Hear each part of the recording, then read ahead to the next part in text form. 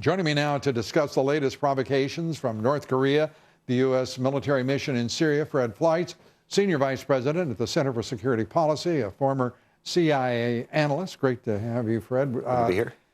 This is a very quick, unexpected move to move in the 11th Marine Expeditionary Force into Syria, at least for a battery of howitzers to support what will be the assault on Raqqa. Your thoughts?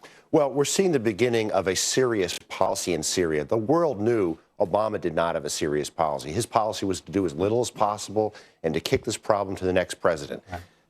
ISIS cannot. Well, here we are. We've got the new president. That's now, true. What do you think of what he's doing? Well, ISIS can't be defeated only from the air. We know that from history. Right. It's going to have to be defeated. We're on the ground. We're going to need ground troops, but these ground troops cannot be just American. I think it's important that if ground troops go in, a coalition. We have to have more NATO troops. We have to have. Well, I mean, it's sort of a coalition. Most of these nations are not participating by any other name. It may need to be a far more robust coalition. We need right? substantial contributions from NATO, troops that know how to fight in this country. And frankly, they have an incentive to do this because the refugees are going primarily to Europe. They have to solve this crisis. Think about this. I mean, we have been listening to nonsense spewed from Washington, D.C.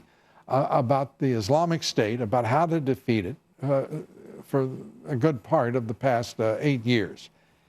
It's come to naught. We know that many of the generals have not had the acumen, talent, and vision to carry out a successful plan, or that there would be no Islamic State. We're the world's only superpower. We have spent trillions of dollars in the Middle East, and we look like damn fools. We have a new president. What do you think of what he's doing, and is it the right course? The world knew we had an indecisive president under Barack Obama. That gave a tremendous advantage to ISIS. They knew how far the United States would go. They don't know how far Mr. Trump will go. Well, North Korea doesn't either. But North Korea, we find out from the United Nations, trying to sell nuclear material online, for crying out loud. North Korea trying to be the eBay of fissionable material. But the United Nations wouldn't tell us to whom they were trying specifically to sell it. I found that very troubling. What they were trying to do is to sell a substance called lithium-6, which is a source of tritium. Tritium and deuterium can be used to make a small fusion explosion inside of a fission weapon, to make a boosted fission weapon, which significantly increases the yield. I'm worried that North Korea even has lithium-6. Well, what the hell is the United Nations doing telling only part of a story? I'm worried. And why don't we know? I got to tell you, I'm very worried that North Korea has it. I'm worried who North Korea would sell it to. I assume Iran. This is a very dangerous development.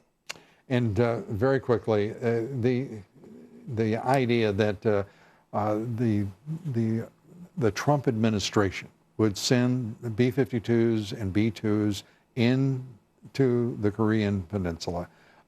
Those are overseas reporting, but do you think there's anything to it? I think there's something to it. We're sending THAAD missiles, defense missiles to South Korea. Again, a serious policy, and I think that's what North Korea is seeing. All right. Fred Fleitz, thank you for being here. As always, we appreciate it. Up next, we'll reveal what's inside a compelling new book entitled Reasons to Vote for Democrats. It's a comprehensive guide, by the way.